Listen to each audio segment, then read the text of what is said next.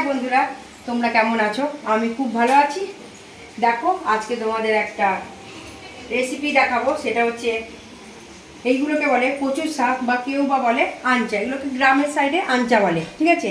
এইগুলো তোমাদের দাদা বাজার থেকে কিনে এনেছে। আমাদের এখানে এই ছোটো ছোটো পিস করে বিক্রি করা হয়, ওই জন্য কাটার ঝামেলা থাকে না। যেহেতু এগুলো আমাদের পিস করা আছে আর কাটার কোনো প্রয়োজন নাই, ওর জন্য এবারে আমরা বাজার থেকে যেহেতু আনা হয়েছে, এবারে আমরা ভালো করে এগুলো ধুয়ে নেব। দেখো আমি একটা বাটিতে সবগুলো ঢেলে দিলাম।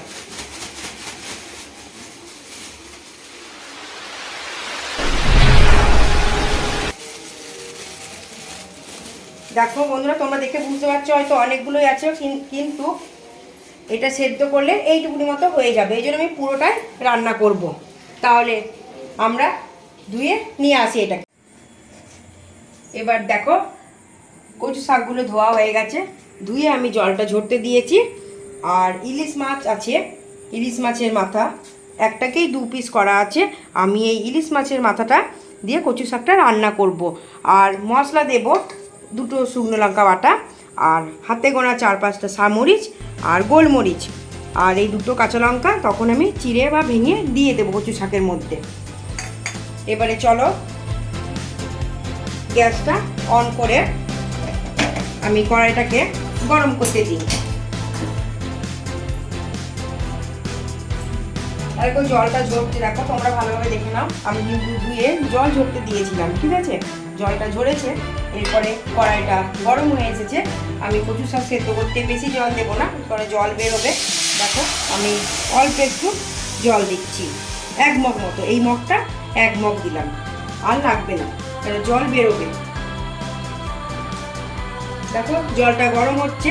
এরপরে আমি কচু শাকগুলো দেওয়ার পর আমি একটু নুন দিয়ে ঢাকা দিয়ে দেবো। দেখো 1/2 চামচ মতো আমি নুন দিচ্ছি। জলটা গরম হয়ে গেছে। আমি এবারে নুনটা দেওয়ার পর আমি কচু শাকগুলো দিয়ে দেব।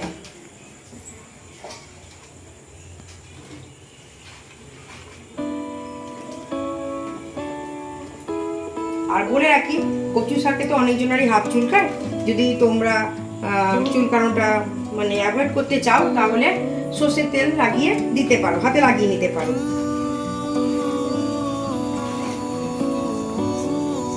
দেখো আমার দেয়া হয়ে গেছে। এবার আমি খুন্তি নিয়ে একটু নেড়ে ঢাকা দিয়ে দেব। এইটা সেদ্ধ হতে 10 থেকে 15 মিনিট টাইম লাগবে। সেগুলো এটা সেদ্ধ হোক, তা করতে করতে আমি মশলাটা বেটে নেব।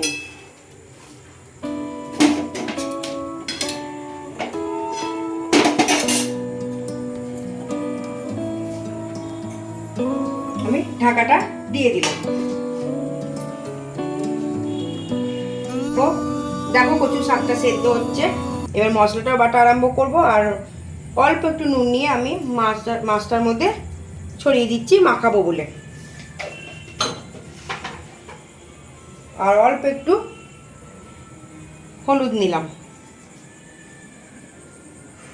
বন্ধুরা, আমার কিন্তু সব একই জায়গাতে, আমি আলাদা আলাদা করে কিছু করিনি। এবারে দেখো মাখিয়ে আমি এটা ঢাকা দিয়ে রেখে দেবো। কচু শাকটা সেদ্ধ হওয়ার পর মাছগুলো আমি ভাজবো।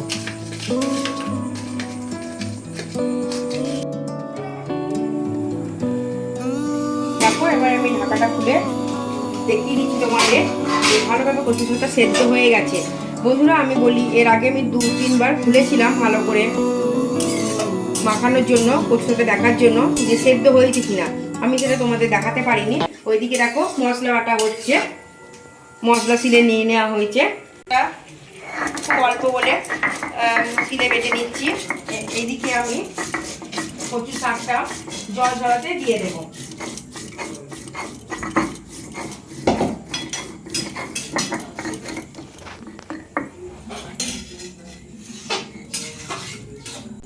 কচু শাকটা দেখো একটু গোটা গোটা আছে, আমি জলটা ঝরিয়ে নিয়ে একটু হাতে করে চটকে নেবো। কিন্তু এখন চটকা করে ঠান্ডা হওয়ার পর আমি জলটা ভালো করে ঝরাবো। দেখে নাও, একটু ঠান্ডা জল আমি কচু শাকটার মধ্যে দিয়ে দিলাম, ঠিক আছে? আর জল দেবো না। বন্ধুরা আমার এই কড়াইটা আর লাগবে না, যেহেতু একটু বেশি পরিমাণ কচু শাকে ছিল বলে বড় কড়াইটা লেগেছিল। এবারে আমি ছোটো কড়াই ইউজ করবো, যেহেতু কচু শাকের পরিমাণটা কমে গেছে সেদ্ধ হওয়ার পর। দেখো জলটা ঝরছে, আর আমি এই একটা বাটি রেখে তলাতে জলটা ভালো করে ঝরতে দেবো। এবারে দেখে নেওয়া যাক। এবার দেখো কড়াইটা আমি গরম হতে দিচ্ছি, ছোট কড়াইটাতে। এই যে এই ইলিশ মাছগুলো ছিল এগুলো আমি ভেজে নেবো অল্প তেল দিয়ে।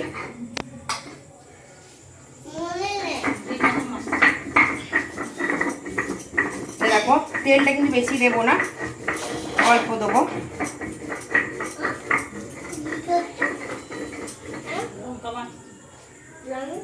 এবার তেলটাকে আমি একটু কড়াইয়ে নাড়িয়ে নেবো, ভালো করে ছড়িয়ে নিচ্ছি। দেখো তেলটা গরম হবে।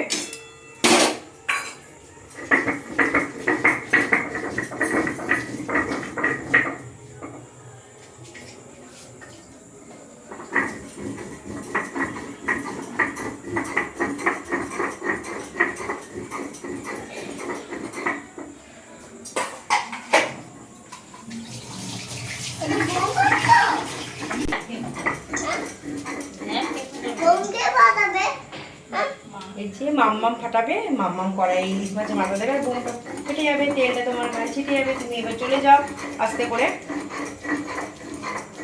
গরম হয়ে গেছে, আমি এবার ইলিশ মাছের মাথা দুটো দিয়ে দিচ্ছি।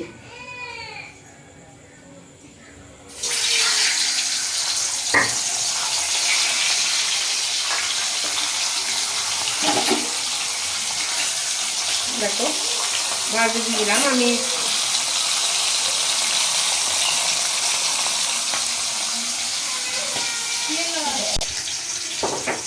দেখো বন্ধুরা এক পিঠ ভাজা হয়ে গেছে, আমি অপর পিঠে উল্টে দিচ্ছি।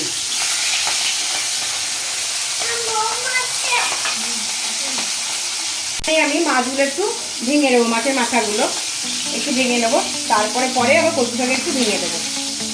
দেখো অল্প একটু ভাজার সময় একটু ভেঙে নিচ্ছি, দেখে নাও। আমি বেশি কিছু গুঁড়ো গুঁড়ো করলাম না।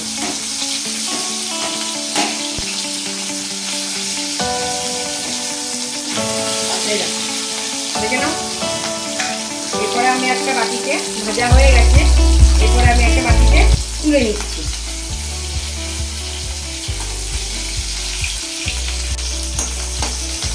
এবার বাটিতে তুলে নিচ্ছি।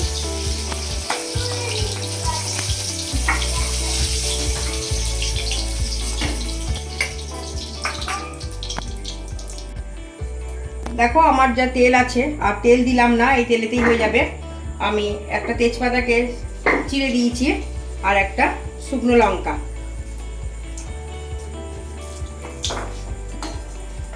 আর একটু সামান্য পরিমাণ একটু পাঁচফোড়ন দেবো, দেখে নাও। আমি হাতে করে দেখিয়ে দিচ্ছি, অল্প একটু পাঁচফোড়ন দিলাম।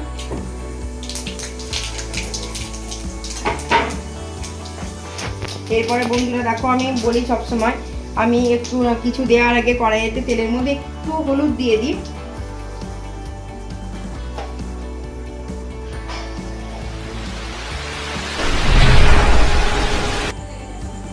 এটা দেখো সবগুলো তো ভালো করে খুন্তি দিয়ে ঘাটিনি কো, আমি এখানে এসে জলটা ঝরার পর যেগুলো একটু গোটা গোটা আছে সেগুলো আমি একটু হাতে করে চটকে নিচ্ছি, তাতে ভালো করে ইলিশ মাছের মাথার সাথে ভালো করে শাকটা মিশে যাবে। সব একবারে পেস্ট করবো না বন্ধুরা, একটু ভাবটা থাকবে। দেখো আমি এইভাবে একটু ঠেসে নিচ্ছি, খুব চটকাবো না। দেখো আর চটকাবো না।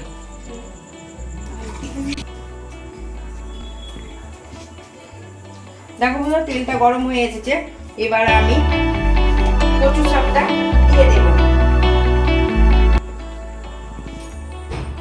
দেখো বন্ধুরা কচু শাকটা দিয়ে দিলাম।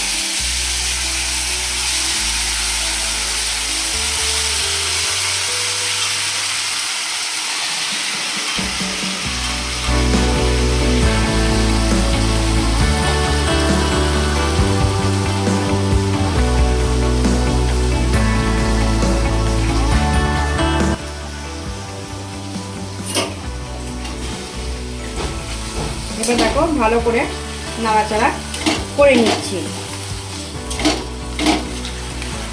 বলে রাখি বন্ধুরা, তোমরা যদি কেউ কচু শাকে হলুদ পছন্দ করো তাহলে দিতে পারো, আর না দিলে একটু নামমাত্র একটু দেবে, কেন না হলে কালারটাও বেশ সাদা সাদা হলদে হলে একটু হবে না। যদি কেউ বেশি পছন্দ করে একটু বেশি দেবে। আমি দেখো খুব একটা বেশি দিইনি, কিন্তু আমার হলদে ভাবটা রয়েছে। দেখো এরপরে দেখো কচুটা আমি নাড়িয়ে নিয়েছি। এরপরে আমি দিয়ে দেবো ওই বেটে রাখা মশলাটা।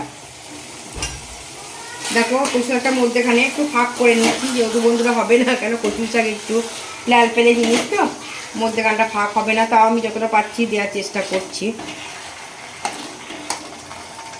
দেখো ভালো করে ফুটছে। এরপরে আমি মশলাটা দিয়ে দিচ্ছি, আমি হাতে করেই দিচ্ছি, দেখে নাও।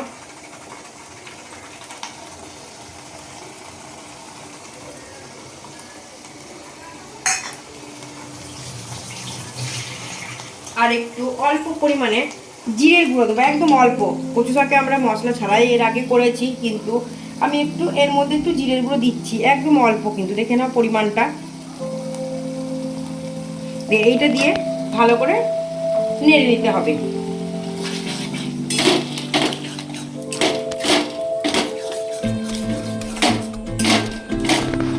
ভালো করে নাড়াচাড়া করে আমি পুরো মশলাটা মিশে গেছে আর কাঁচা গন্ধটাও চলে গেছে।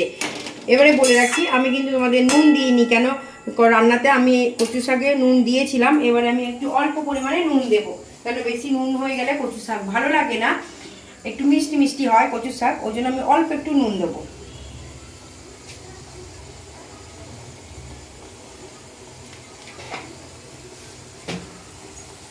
আর একটা কথা বলি বন্ধুরা, আমি দুটো শুকনো লঙ্কা বেটেছি, একটা ফোড়ন দিয়েছি, যদি ঝাল হয়ে যায় ওই জন্য আমি একটা কাঁচা লঙ্কা দেবো।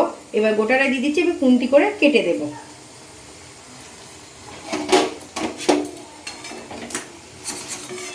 দেখেন আমি কিন্তু খুব সিম্পলভাবে করছি রান্নাটা, আমি কিন্তু ওই চিড়ে রাখিনি, হ্যাঁ এই জাস্ট কড়াইতেই খুন্তি করে দিয়ে দিই।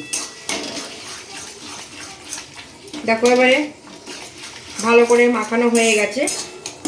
এরপরে আমি কচু শাকের মধ্যে ইলিশ মাছের মাথাটা দিয়ে আস্তে আস্তে নাড়বো, যেন এর মধ্যে মিশে যায়।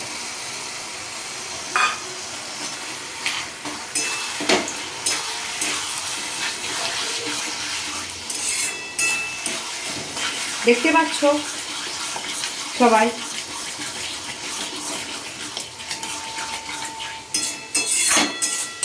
বাবা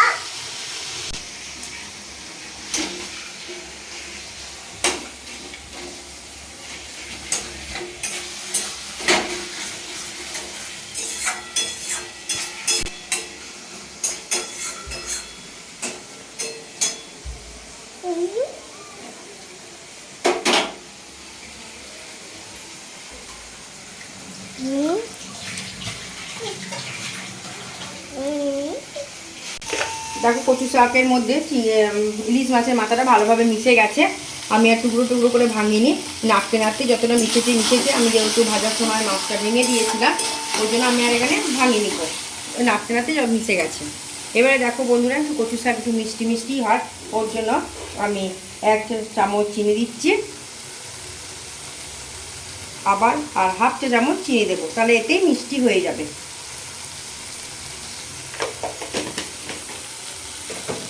এবার এটা দিয়ে ভালো করে নেড়ে আমি গ্যাসটা বন্ধ করে দেবো। আমার রান্নাটা এখানে শেষ হয়ে যাবে।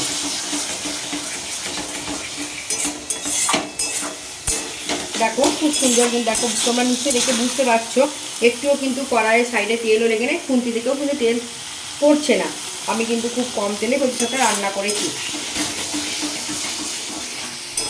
বন্ধুরা চিনিটা মিশে গেছে, আমি এবারে গ্যাসটাকে বন্ধ করে দিলাম।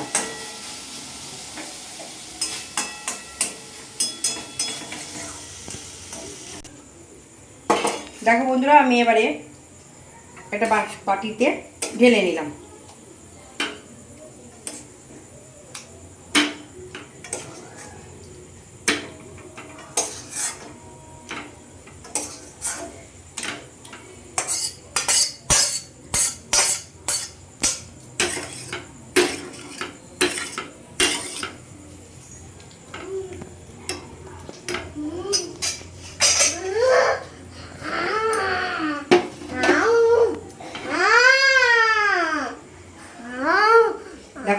ছেলে ভূত সেজেছে, আমাকে ভয় দেখাতে এসেছে রান্নাঘরে।